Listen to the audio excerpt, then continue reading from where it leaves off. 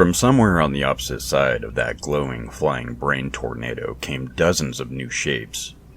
Meat beings were pouring from some unseen new opening, already looking larger and meaner than any of the oozing rejects that I've been mowing down. I didn't suppose my little gremlin friends were waiting nearby with any flamethrowers. The first thing to reach me was a squiggly, bear-sized yellow mass of soft, tangled limbs, rolling along at a seemingly abnormal speed. It looked almost like an octopus, until a long neck snaked out from its warty folds, snapping at me with an orange beak. A giant boneless chicken. Why is this my life?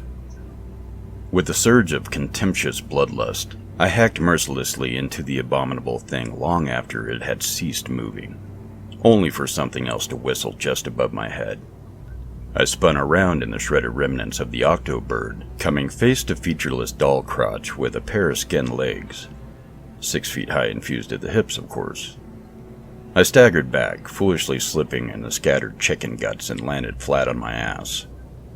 The legs terminated in needle-sharp lances of bone, precariously balancing on the metal mesh of the walkway. It raised one wicked lance into the air, and then came down, aiming straight for my eyes. It was a miracle I put the shovel between us quickly enough. The legs seemed to momentarily vanish with the speed of its strike.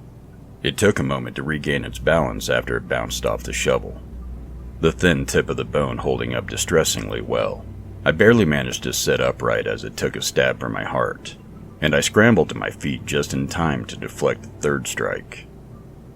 Enraged, I swung the shovel like a barbarian's axe, and the legs toppled. While it was falling over the guardrails, I could swear to God I heard the thing utter a soft, high-pitched, "uh-oh." From another direction came a throbbing heart the size of a small car, ambling along on its branching veins. An equally gigantic steak knife protruding from its center like a metallic snout. It reared back, raising itself to full 8 feet on its tendrils, and let out a high-pitched, rat-like squeak. Nope. I attempted to flee down another branch of the metal web, but my course was soon interrupted by a clattering scarecrow-like assemblage of bone shards and flimsy sinew, chattering its many fractured dog-like skulls as it swung a large, saw-toothed jawbone at my stomach.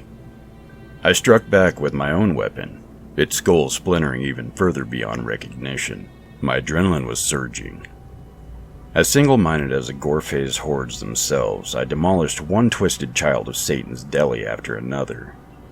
I toppled shuffling golems of pork scraps, wailing ghouls of dripping lard, a serpentine mass of fused chicken feet, and even that giant squeaking heart, its arteries dousing me with geysers of hot blood as its throbbing at last subsided. I was almost disappointed by how easy it had all been. I really shouldn't have been. As I stood in a puddle of mashed viscera, blood, and who knows what else streaming off my face, I heard a mysterious cling echo through the vast space, and felt the walkway shudder under my feet. It was followed by another clang. The shaking intensified. Clang. It reminded me rather uncomfortably of huge, heavy footsteps on the grated floor. I'll give you 2 guesses on what it was. Come on, I dare you.